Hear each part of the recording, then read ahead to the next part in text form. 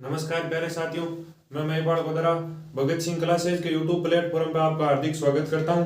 अपने देखो टॉपिक चल रहा था भाई राजस्थान इतिहास। राजस्थान इतिहास का टॉपिक चल रहा था। तो भाई राजस्थान इतिहास के अंदर अपन बात कर रहे थे चौहान वंश की। चौहान वंश अपने टॉपिक चल रहा था, तो चौहान वंश के अपन बात कर रहे थे उस टाइम पृथ्वीराज चौहान की पिछले वीडियो के अंदर है। पृथ्वीराज चौहान, पृथ्वीराज चौहान या इनको जैसे पृथ्वीराज थर्ड भी कहते हैं, आप सबको पता होना चाहिए कि वैसे पृथ्वीराज चौहान नाम से आपको डायरेक्ट पृथ्वीराज थर्ड पे आना चाहिए। क्यों? सेकंड और फर्स्ट के लिए अलग से पृथ्वीराज फर्स्ट या सेकंड दे दिया जाएगा, इनके लिए पृथ्वीराज चौहान भी दे दिया जाता है और पृथ्वीराज तृतीय भी दे दिया जाता है। अब जैसे इनकी बात कर रहे थे भाई, शुरुआती टाइम में इनकी बात कर ली थी कि भाई इनके माता पिता की, कि भाई पिता सोमेश्वर थे और इनकी माता कर्पूरी देवी जी। माता होने के साथ साथ इनकी संरक्षिका भी ये कर्पूरी देवी होती है। और अपन देख रहे थे इनके प्रमुख दरबारी मंत्री कदमवास या इनको ही केमास कह दिया जाता है, दोनों नाम आ जाते हैं। एक भुवनमल, ये इनके प्रमुख मंत्री थे। और जैसे मैंने बताया था कि इनका टाइम पीरियड 1177 से लेकर 92 तक 15 साल तक शासन करते हैं। और जैसे 15 साल शासन करते हैं उसकी ओर देख लो, जन्म कब हुआ था इनका? 1166 में जन्म। ये इनकी शुरुआती बातें हो चुकी थी। फिर अपन ने देखा था कि भाई इनका शुरुआत, उसके बाद देखा था कि भाई झगड़ा किसके साथ था? घर, पड़ोसी और विदेशी। अपन घर की और जनजाति, बंडाणक जनजाति घर में अपर गांगे और नागार्जुन, पड़ोसी में चंदेल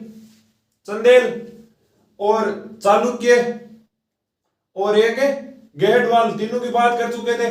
विदेशी में अभी बात कर रहे हैं, अभी विदेशी की बात करेंगे। इनके चौहान वंश के अंदर, पृथ्वीराज चौहान के अंदर अपन भाई देख लेते हैं इनके विदेशी दुश्मन कौन कौन थे।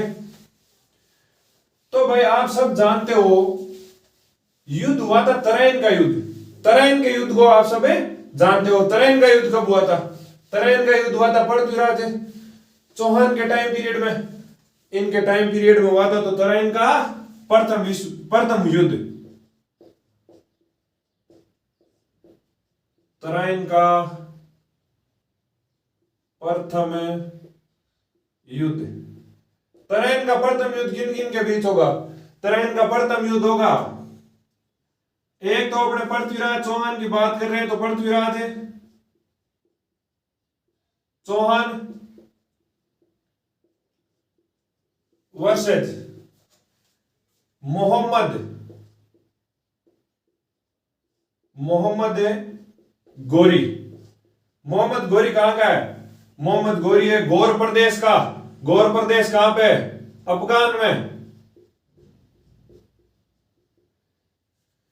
मोहम्मद गोरी अपन देख रहे थे कि भाई मोहम्मद गोरी की बात कर लेते हैं। अभी मोहम्मद गोरी की बात करते हैं तो मोहम्मद गोरी अफगान का था और ये यहाँ पे भारत के अंदर राज करने के लिए आया था।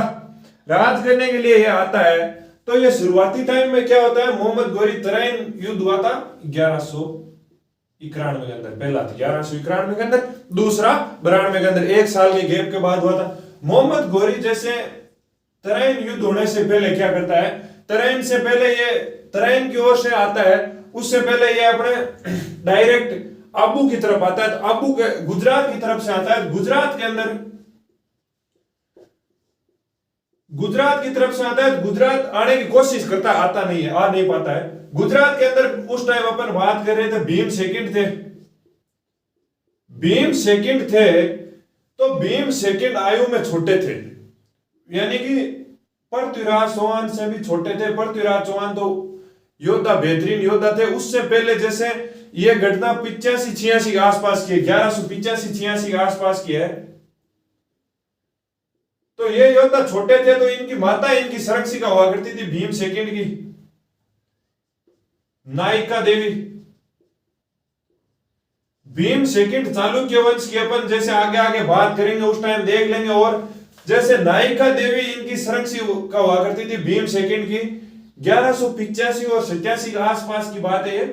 तो उस टाइम ये गुजरात की ओर से अपने अजमेर के ऊपर और चौहान वंश जहां जहां क्षेत्र थे उस पे, यानी बड़ा राजा उस टाइम उत्तर भारत का सबसे बड़ा राजा पृथ्वीराज चौहान ही था, कि भाई और कोई राजा इतने बड़े थे नहीं। तो ये यहाँ पे नायिका देवी इतना बेहतरीन आबू तलहटी के अंदर, यानी आबू की पहाड़ियों के अंदर,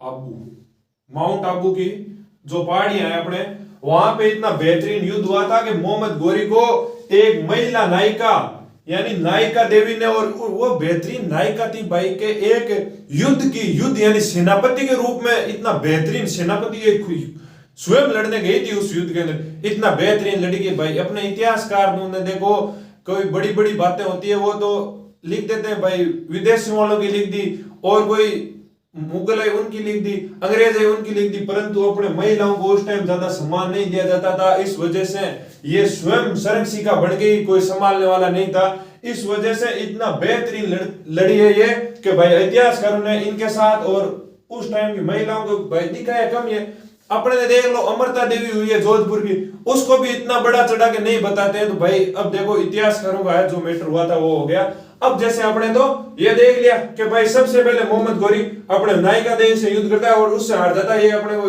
वैसे ध्यान में रखना है और परीक्षा में यहां से नहीं आता है। अब जैसे आगे देखते हैं अपने तराइन के युद्ध का, तो तराइन के युद्ध के अंदर पृथ्वीराज चौहान आया था। पृथ्वीराज चौहान के सामने कौन आया था? पृथ्वीराज चौहान के सामने आया था मोहम्मद गोरी। तो मोहम्मद गोरी आता है यहां पे, और यहां पे आता है ये एक पंजाब के अंदर अपने जगह है बठिंडा।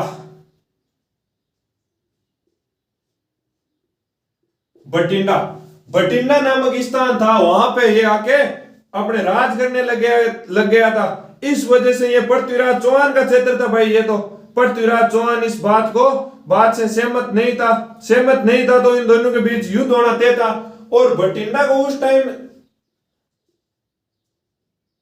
तरब हिंद कहते थे। वर्तमान जो बठिंडा है, वैसे परीक्षा में यही आ जाता है तरब हिंद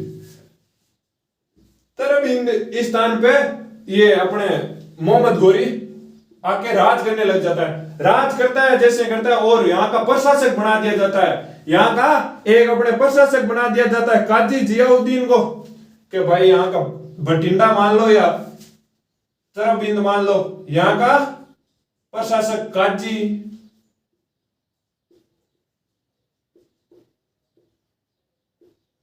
जियाउद्दीन को प्रशासक बना दिया जाता है कि भाई आप काजी साहब, आप यहाँ पे आपका जी लग गया है तो आप यहाँ पे रह जाओ और यहाँ का आप देख रेख करो। तो भाई ये यहाँ पे देख रेख करने के लिए छोड़ के चला गया था मोहम्मद गोरी। उसके बाद आता है टाइम 1191 के अंदर ये अपने तराइन नामक स्थान, तराइन हरियाणा के अंदर क्षेत्र है, तराइन के अंदर युद्ध होता है। उस युद्ध के अंदर होता है क्या है, उस युद्ध के अंदर ये अपने मोहम्मद गोरी हार जाता है। तो मोहम्मद गोरी का एक तो ये ध्यान में रखना, काजी जियाउद्दीन नाम के भाई मोहम्मद गोरी का प्रशासक कौन बना था, तो मोहम्मद गोरी का ये बना था। और उस टाइम हुआ क्या था कि भाई चामुंडा राय इनके सेनापति हुआ करते थे। चामुंडा राय सेनापति, इतने बेहतरीन सेनापति थे भाई, इनकी बात ही कुछ अलग थी। और एक अपन बात कर रहे थे दिल्ली के अंदर कौन हुआ करते थे, तोमर। तो दिल्ली वाले तोमर भी अपने पृथ्वीराज की तरफ थे कि भाई पड़ोसी तो थे नहीं, तो दिल्ली वाले तोमर इनके साथ थे, उनका नाम है गोविंद राज या गोविंद राय कहते हैं, गोविंद राज, दिल्ली के गोविंद राज तोमर।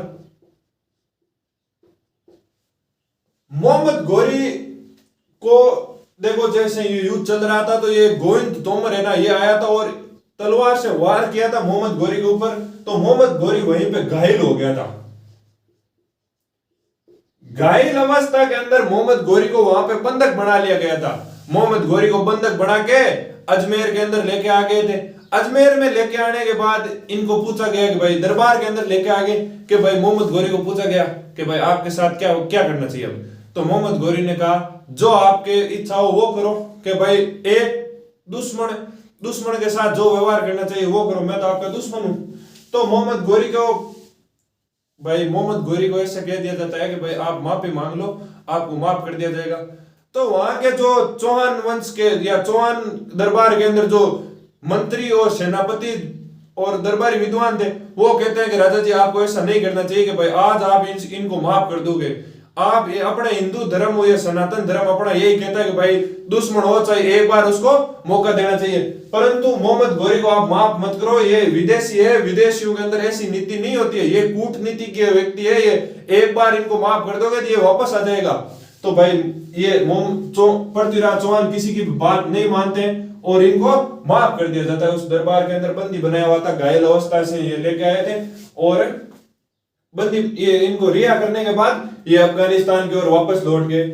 कहा ऐसा जाता है कि भाई 1191 के अंदर से ये वापस अफगान की ओर लौट गए थे। वहां पे जाके ये कबीलों से जो जैसे छोटे मोटे अपन सोशल मीडिया पर आजकल देखते हैं ना कि भाई कोई बंदूक है, कोई अलग अलग जो भी चीजें देखने को मिलती है तो उसके साथ फोटो खींचा गया, छोटे मोटे वो भी डॉन बन जाते। उसी प्रकार से जो उस टाइम अफगान के अंदर कबीलों के अंदर रहते थे भाई, उनको बुलाया कि भाई छोटे मोटे जो गैंगस्टर बन रहे थे उनको बुला के लेके आ गया मोहम्मद गौरी। वापस यहाँ पे अपने अटैक करता है। यहाँ पे तराइन नामक स्थान पर युद्ध होता है, तराइन का द्वितीय युद्ध, ये सेम टू सेम ये दोनों के इन दोनों के बीच होगा और 1 साल की देरी हुई है कि भाई 1 साल की बीच है,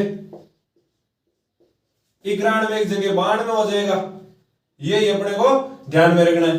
वहां से वापस ये आता है, अब आता कहां है, वहीं पे आता है हिंद पे तरबन है, हिंद की ओर आता है, वहां पे अटैक करने की सोचता है वापस है कि भाई बदला लेना चाहता है कि भाई आप ऐसे कैसे मेरे से माफी मंगवा सकते हो मेरे साथ, ये बदला लेने की सोच से वापस आता है मोहम्मद गौरी। मोहम्मद गौरी जब वापस आता है तो मोहम्मद गौरी के भाई फुल सेना के साथ आया था, इसके पास सैनिक कम थे, कम ऐसे थे कि भाई इसकी दुश्मनी देखो, एक तो चंदेलों से थी और एक चालुक्यों से थी और एक गेहड़वाड़ों से थी। तो जब ये वापस आ रहा था मोहम्मद गौरी तो एक दूत को भेजता है, दूत को भेज के ये अपने पृथ्वीराज चौहान को ये संदेश दिलवाता है कि भाई आप जाओ और पृथ्वीराज चौहान को ये बोल देना कि भाई मोहम्मद गौरी आ रहे हैं, या तो आप देखो उनके साथ युद्ध करो और या आप इस्लाम में स्वीकार कर लो। तो ये अपने पृथ्वीराज चौहान कहते हैं आपके मोहम्मद गौरी को बोल देना जहां खड़ा है वहीं से वापस चला जा, नहीं तो 2 टुक कर दिए जाएंगे, काट दिए जाओगे आप।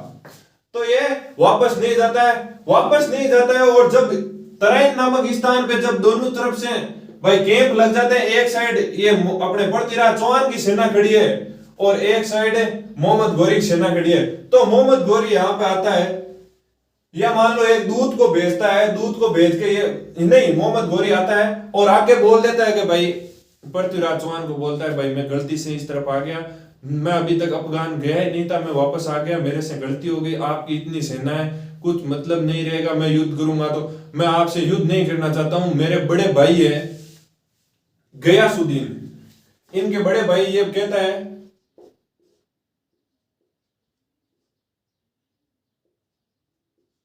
कि भाई ये गयासुद्दीन जी वहां के राजा है अफगान के, मेरे को देखो अभी उन्होंने भेजा है आप जाओ वहां पे और हिंदुस्तान पे राज करो। तो भाई मैं तो आपसे माफी मांगता हूं, मैं आपसे युद्ध नहीं कर सकता, मैं कमजोर पड़ गया हूं। अभी ऐसी बातें कह के कूटनीति करता है ये, वैसे कूटनीति यानी समझा बोला के कैसे ही करके पृथ्वीराज चौहान को यह सांत्वना दिला दिया जाती है कि भाई मोहम्मद गौरी युद्ध नहीं करेगा। मोहम्मद गौरी युद्ध करता तो है, युद्ध नहीं करता। वैसे इसके अंदर ये युद्ध दे दिया ना यहाँ पे, ये यहाँ पे इसके साथ गद्दारी करता है, धोखा करता है, छल कपट करता है पृथ्वीराज चौहान के साथ। ऐसा कह दिया जाता है कि भाई मैं आपसे युद्ध नहीं करूंगा। तो ये पृथ्वीराज चौहान भी अपने सोच लेता है भाई ये यहीं पे पृथ्वीराज चौहान से एक भूल हुई थी, नहीं तो बराबर की टक्कर होती तो पृथ्वीराज चौहान मोहम्मद गौरी को मेरे ख्याल से हरा देता। परंतु हुआ क्या था कि भाई पृथ्वीराज चौहान अपनी सेना को ये चालुक्यों से, चंदेलों से और गेट वालों से पंगा चल रहा था, तो उनको तीनों चारों दिशाओं के अंदर अपनी सेना भेज दी, वहां पे तैनात कर दी। मुख्य मुख्य जो समझदार व्यक्ति थे, जो सैनिक थे, उनको तो अपने बॉर्डरों पे तैनात कर दिया। यहाँ पे ऐसा सोचा कि भाई युद्ध तो करेगा नहीं, ऐसे जो जो रहना यहीं पे रहना चाहते थे वो रह गए। उसके बाद क्या हुआ था कि एक दिन रात के अंदर, रात के टाइम था और मोहम्मद गौरी की सेना पृथ्वीराज चौहान की सेना के ऊपर अटैक कर देती है। कई लोग तो सो रहे होते हैं, कई मॉर्निंग का टाइम था उस टाइम, कई उठे हुए होते हैं, जगे हुए नहीं थे ढंग से। उस टाइम में ये धोखे से अटैक करता है और अटैक करता है तो कहा ऐसा जाता है, कई इतिहासकार तो ऐसे कहते हैं कि पृथ्वीराज चौहान है वहीं पे उस युद्ध के अंदर लड़ता हुआ शीर्षा के अंदर, शीर्षा के पास है, शीर्षा के पास मारा गया था। और कई कहते हैं, कई इतिहासकार क्या कहते हैं, कई इतिहासकार कहते हैं कि भाई एक इतिहासकार है हसन निजामी, हसन निजामी, हसन निजामी,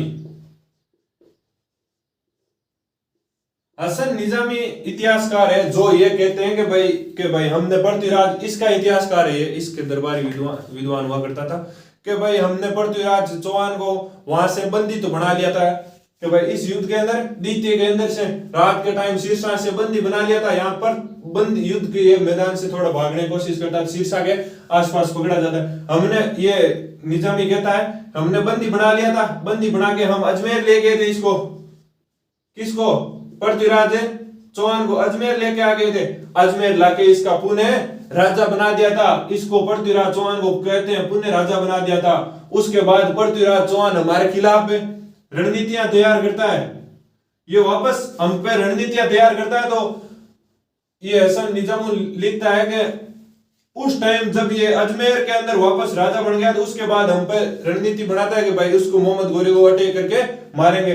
तो कहते हैं कि मोहम्मद गौरी की सेना इसको वहां से अगवा करके ले जाती है, अफगान ले जाती है, कहा ऐसा जाता है। और कई कई क्या कहते हैं, कई कई इतिहासकार ये कहते हैं कि जैसे मोहम्मद गौरी ने उसको वहीं पे मार दिया था। और कई इतिहासकार ऐसे कहते हैं जैसे अपने चौहानों के मुख्य इतिहासकार थे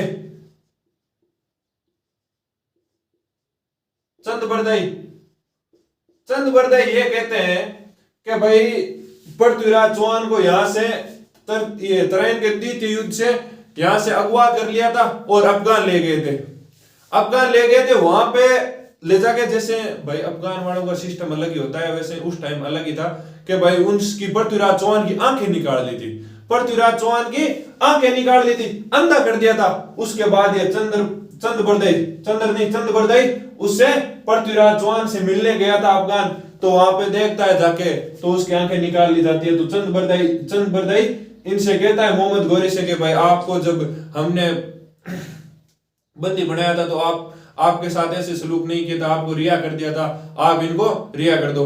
तो मोहम्मद गौरी कहता है ये आपके उसूल थे, हमारे ऐसे उसूल नहीं है। तो भाई चंद बरदाई जी कहते हैं जो आपके असूल है वो ठीक है, आप एक काम करो, इनके अंदर बेहतरीन योग्यता है वो आप उसकी परीक्षा कर लो एक बार। तो कहते हैं कि भाई पृथ्वीराज चौहान के आंखें निकालने के बाद इस इतनी कैपेसिटी थी कि इसकी कानों से सुन लेता था जो चीज, वहां पे जैसे कानों से सुन लिया और बोल दिया यहाँ पे निशाना लगाना है, तो जैसे ही यहाँ की आवाज सुनाई देगी ना इस पे निशाना लगा देगा। तो भाई चंद बरदाई जी मोहम्मद गौरी कहते हैं कि भाई मैं ही मिला क्या सुबह से फेंकने के लिए लगे हो, तो ये कहते हैं आप चेक कर लो। तो उसी टाइम दरबार लगा दिया जाता है।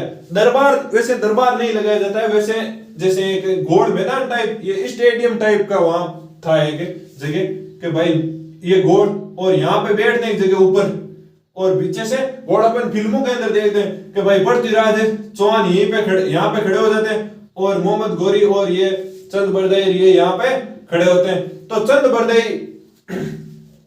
ये इसकी परीक्षा ले रहे थे कि भाई पृथ्वीराज चौहान की परीक्षा ले रहे थे कि भाई कि ये यहाँ पे निशाना लगा सकता है या नहीं लगा सकता।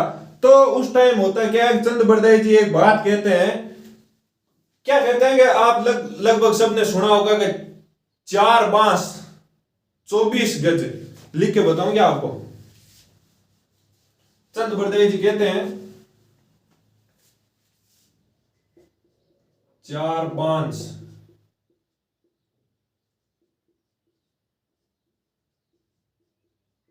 24 गज 8 अंगुल, अंगुल अष्ट। कहते हैं 4 बांस 24 गज 8 अंगुल प्रमाण बैठो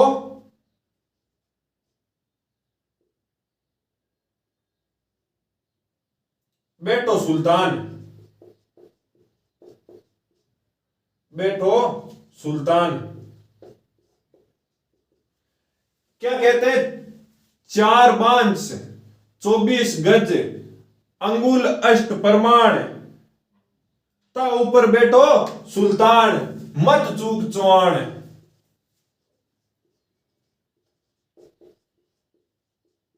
इसका मतलब यह है कि 4 बांस, जैसे अपने बांस होते हैं ना, 4 बांस 24 गज के भाई 4 बांस और 24 गज अंगुल अष्ट।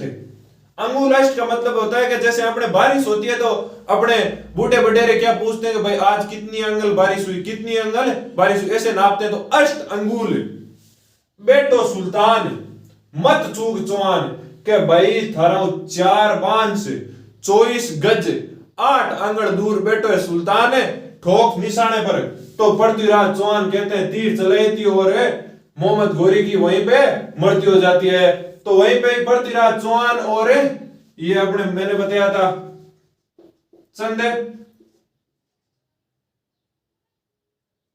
चंद बरदई की वहीं पे मृत्यु हो जाती है। इन दोनों को वहीं पे मार दिया जाता है और कहीं कहीं पे तो यही कहा जाता है, और कहीं कहीं कहते हैं कि भाई चंद बरदई जी की वहीं पे मृत्यु हो गई थी। तो इस पुस्तक का संपादन किसने किया था, और कहीं कहीं ऐसा माना जाता है कि ये पुस्तक बाद में लिखी गई थी। तो इसकी वैसे ज्यादा मान्यता नहीं है, परंतु अपने को फिल्मों में सीरियलों में ज्यादातर यही बात दिखाई जाती है। तो अपने को थोड़ा बहुत ये ध्यान में रखना है कि ऐसा हुआ था, परंतु मेरे ख्याल से ऐसा नहीं हुआ था कि उनको पुनः राजा बना दिया गया था। राजा बनाने के बाद इनकी बात मेरे को थोड़ी बहुत सच्ची लग रही है कि हसन निजामू है जो निजामी है, उनकी बात जैसे पुनः राजा बना दिया होगा। भाई एक बार इनको भी माफ किया था तो इन्होंने पहले एक बार वापस राजा बना दिया होगा। परंतु जब ये इनके खिलाफ योजना बना रहा था मोहम्मद गौरी के खिलाफ पृथ्वीराज चौहान, तो यहां से मेरे ख्याल से अगवा कर लिया था और वहां से इसकी मेरे ख्याल से मार दिया था उसके बाद। तो यह थी पृथ्वीराज चौहान की तराइन का प्रथम युद्ध और द्वितीय युद्ध। अब जैसे तराइन के युद्ध का जो महत्व है और जो हारने के कारण है उन पे जैसे अपन लास्ट क्लास होगी पृथ्वीराज चौहान पे, वो चौहान वंश की लास्ट क्लास है, अगले वीडियो के अंदर बात कर लेंगे। तो धन्यवाद दोस्तों, वीडियो पसंद आए तो वीडियो को लाइक किया करो, अपने दोस्तों के साथ शेयर किया करो, चैनल को अभी तक सब्सक्राइब नहीं किया सब्सक्राइब कर लेना। धन्यवाद दोस्तों, जय हिंद जय भारत।